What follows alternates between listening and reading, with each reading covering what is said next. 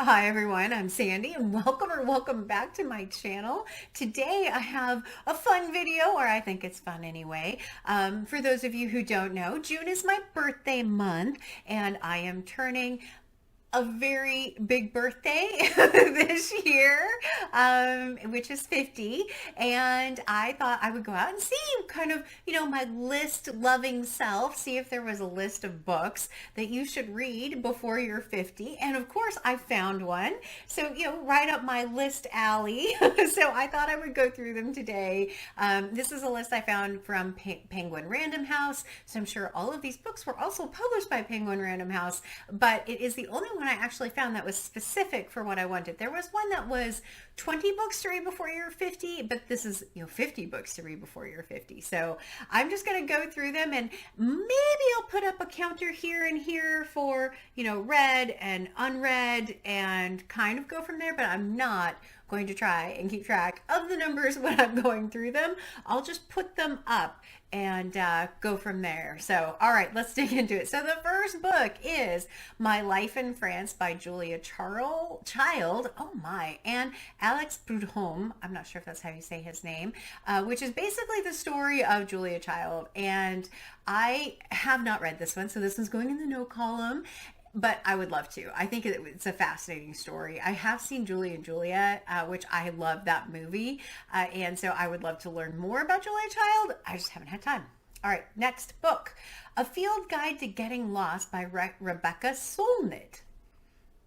I don't know. No, I've not read it, and I've never heard of it before. So that's an interesting one.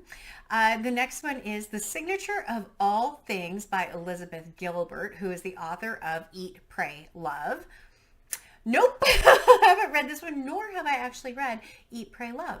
So we're not doing so well on this list. The next one is Everything in Its Place by Oliver Sacks, MD. First Loves and Lost Tales. No, never even heard of this one either. All right, the next one is Walden and Civil Disobedience by Henry David Thoreau. I have read Walden, so I'm going to count this one in the read column. It was on the 1001 book list. Very much a nature book of him living out in the woods. It was a little dry, but I did read this one. All right, so the next one is Notes from Underground by Dostoevsky. I have actually yet to read a Dostoevsky. I am reading one in December, but it's the Brothers Karamazov, not this one. So nope, haven't read that one. Cook Like a Pro by Ina Garten. So no, I haven't read this cookbook. I do not have actually a lot of cookbooks, but interesting. And the next one is The Second Sex by Simone de Beauvoir. Probably butchering that, but I have also not read this one. I'm not doing well. All right, moving on. The Friend by Sigrid Nunez. No, and haven't, and I'm not familiar with it either. All right. Okay. The Source of Self-Regard by Toni Morrison, Selected Essay, Speeches, and Meditations. I have not read this either. I have read some Toni Morrison, but not this one. The next one is What We Talk About When We Talk About Love by Raymond Carver. I have not even heard of this one. This is a really weird list to me. Please let me know in the comments if some of these are ones you have heard of or read, because a lot of these are definitely not. The next one is Dubliners by James Joyce. I have not read this one, but I do own it. I own it because I thought it was on the 1001 list, but it turns out it's actually not on the 1001 list, but I do own it, but I haven't read it. Okay, the next one is Love Poems for Married People by John Kenney. I probably should read this one, but no, haven't read it.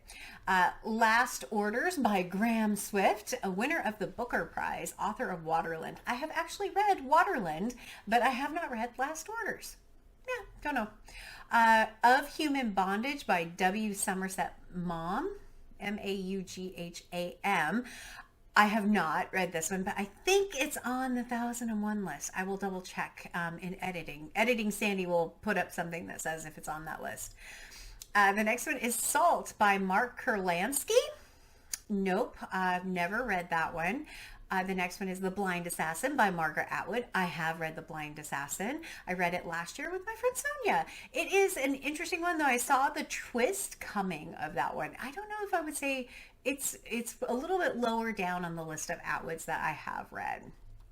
And the next one is Becoming by Michelle Obama. I own it, but have yet to read it. I don't know why. It just always seems to fall to the bottom of the pile. So yeah, I haven't read that one. Days Without End by Sebastian Barry. No, haven't read that one. Bird by Annie Lamott.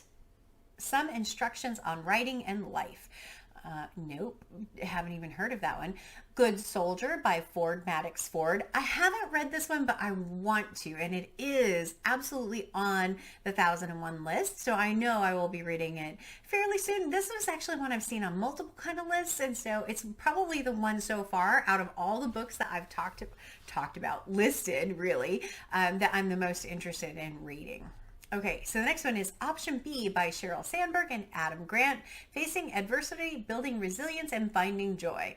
Now, that particular genre isn't one that has really interested me that much, and I'm not sure why. It's just not been my go-to. So the next one is The Life-Changing Magic of Tidying Up by Marie Kondo. I have heard of this one. I've heard of Marie Kondo, but no, I haven't read this one. The next one is Atomic Habits by James Clear. Tiny Changes, Remarkable Results. I have seen this one at places, but I have not read it. The next one is The Omnivore's Dilemma by Michael Pollan. I actually own this one as an ebook and never read it. And I probably owned it for a good 15 years, I'm going to guess. So yeah, nope. The next one is The Art of Travel by Elaine de Botton. And I'm pretty sure that's the author of On Love, which I did read, but I haven't read this one, The Art of Travel. The next one is The Makioka Sisters by Junichiro Tanizaki. No, but I love the cover on this particular book. Yeah, that one looks really interesting to me. It's one I would certainly want to read. Hotel on the Corner of Bitter and Sweet by Jamie Ford. I read one! Another one. I think that may only be 2, 3 that I've read. I don't know, numbers, wherever those are. Hopefully that will tell you. Yeah, I have read this one. I don't remember a ton about it, but I don't remember a ton about it, but I have read it. Istanbul by Orhan Pamuk. I have not read this one. I will be reading Snow by this author because it's on the 1001 book list, but I haven't actually read Istanbul.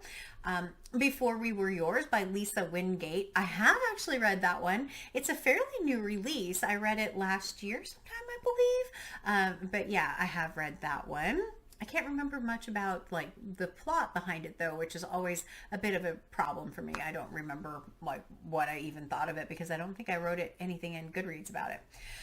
House of Leaves by Mark Z. Danielewski. I have read House of Leaves. If you're not familiar with House of Leaves, it is a very bizarrely formatted book with twisting text and text that you might go on a page that has a particular word on it. Another one might have a big square of words cut out of it. Some of it might be in a spiral.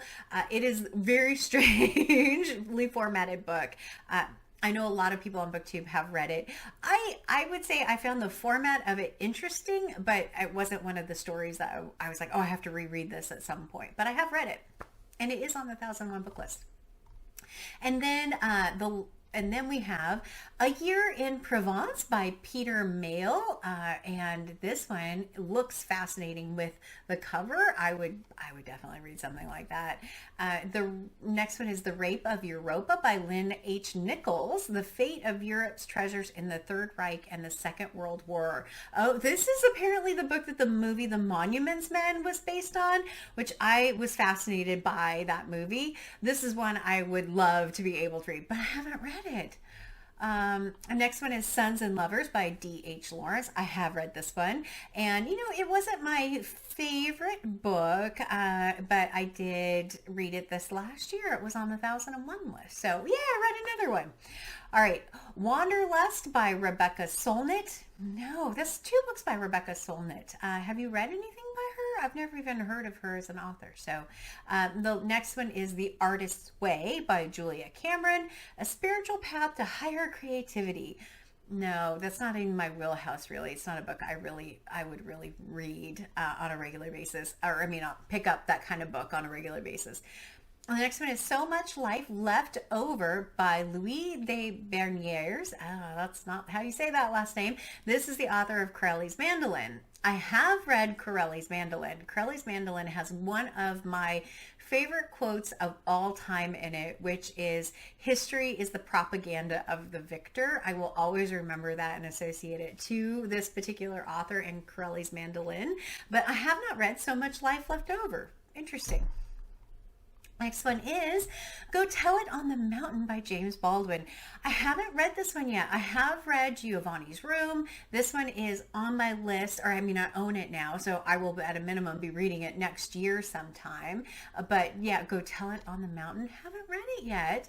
Next one is The Reader by Bernhard Schlink. I have read this one. It is about a guard in a prison camp, in a concentration camp in World War II, a woman guard, I believe, and it is about her young lover after the war is over. And so it was also made into a movie, which I believe starred Kate Winslet in it.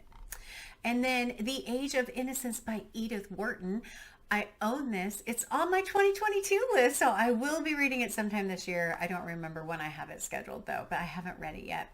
And then On Revolution by Hannah Arendt.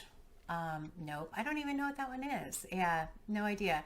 The Second Mountain by David Brooks. The Quest for a Moral Life. Nope, never heard of that one.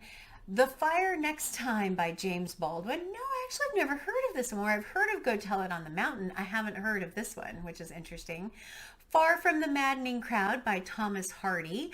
I have read a few, or no, I've read Tess of the D'Urbervilles by Thomas Hardy. I will be reading Jude the Obscure in July, and I will be reading Far from the Maddening Crowd sometime in 2022, but I don't remember when I have it scheduled. So yeah, I haven't unfortunately read it yet. The next one is Devotions by Mary Oliver, the selected poems of Mary Oliver. No, I haven't read this one either. Anna Karenina by Leo Tolstoy. Yes, I have read this one, and so happy that I read it a number of years ago. I do remember liking it quite a bit. I had a beautiful copy of it, but it wasn't a collectible copy, and then I got rid of it at some point when I loaned it to a friend of mine and never got it back. But yes, I have read that one. Too Much Happiness by Alice Munro. No, I have not read this one. So the next one is An Artist of the Floating World by Kazuo Ishiguro. I have read this one, and fairly recently, and you know, it was okay, but it wasn't one that I thought was amazing that you would be on a list like this. I don't know. So yeah, it was just kind of okay for me. Waiting by Ha Jin. I have not read this one. I don't even know what this one is about. And then that is the end of this. Editing Sandy here.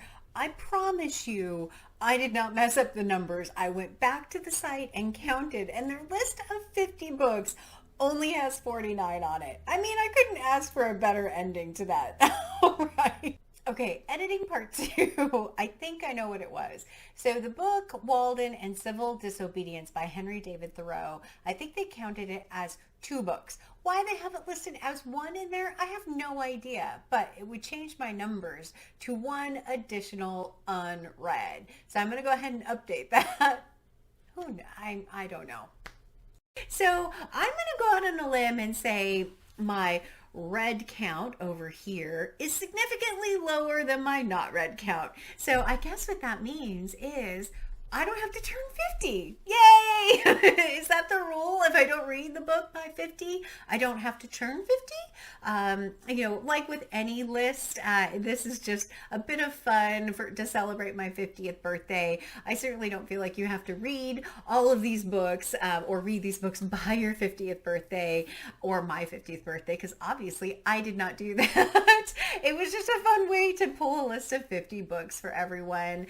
Please let me know in the comments down below what your ratio is, if you've read any of these, if there's any on this list that you think I should pick up right away. I would love to hear that as well. And as always, like, comment, and subscribe. And until next time, everyone, thanks, bye.